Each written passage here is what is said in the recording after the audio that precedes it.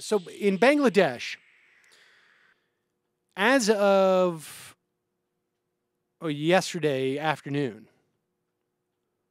at least 123 people had been killed in a workplace disaster in Bangladesh. It's a garment factory. About 5,000 people worked in this factory, apparently. The victims appear to be mostly poor garment workers employed in the building known as the Rana Plaza. The facility had developed cracks in its facade Tuesday, apparently drawing a visit from local government officials. The next day, workers didn't want to enter into the building, but they were afraid of having their pay docked.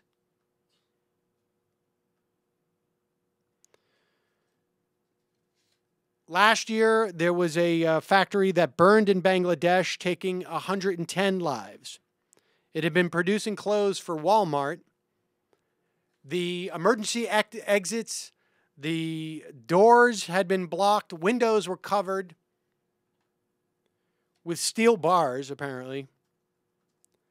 And managers who had told employees who had heard rumors of a fire on another floor were told to go back to work. Survivors had to jump out of the building. It wasn't clear as of yesterday which Western companies were buying clothes from this building.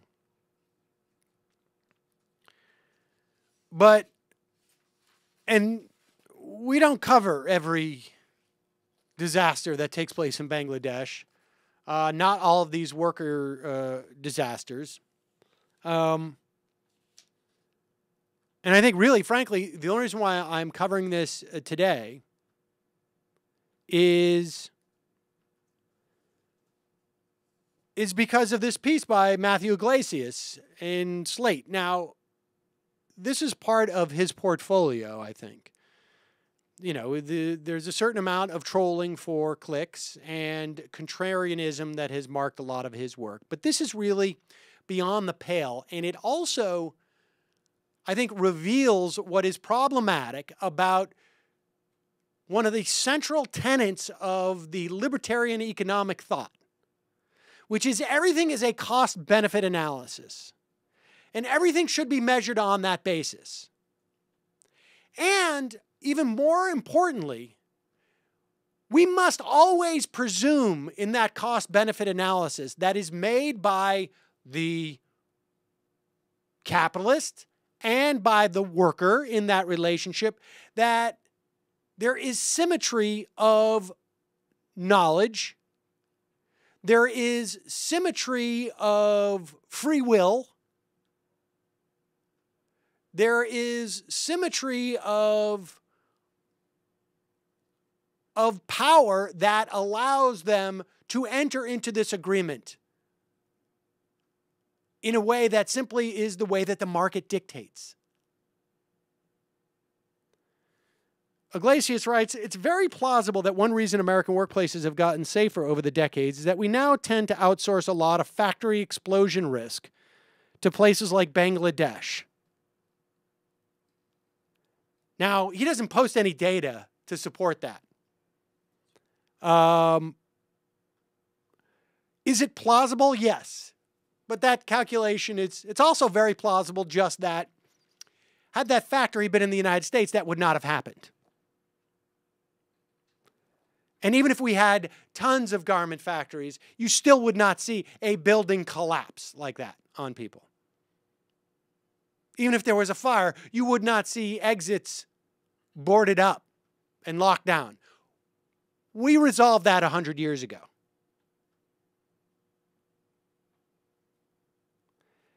He said that there has been calls and conclusions that we need a unified global standard for safety.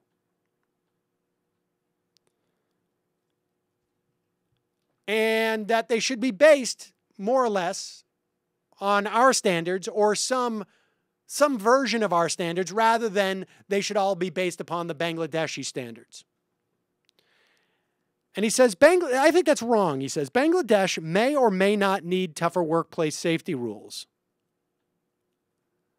But it's entirely appropriate for Bangladesh to have different and indeed lower workplace safety standards than the United States.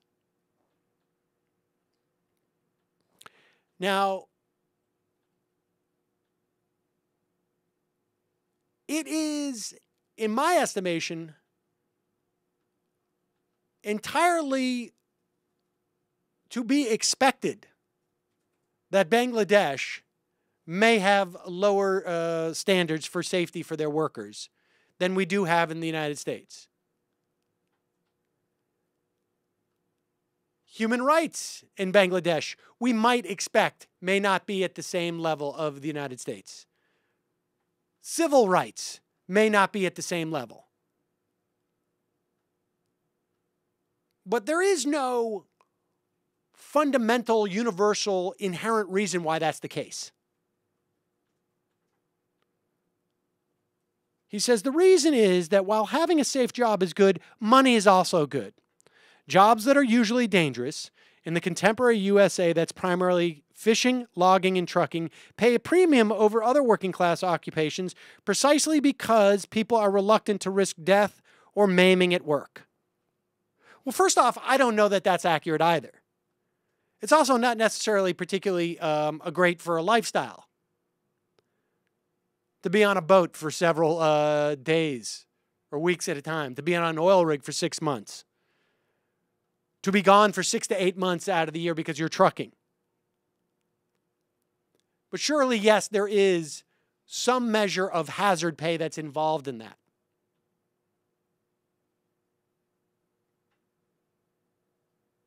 He says, Bangladesh is a lot poorer than the United States. There are very good reasons for Bangladeshi people to make different choices in this regard than Americans. Now, this is where his argument falls apart.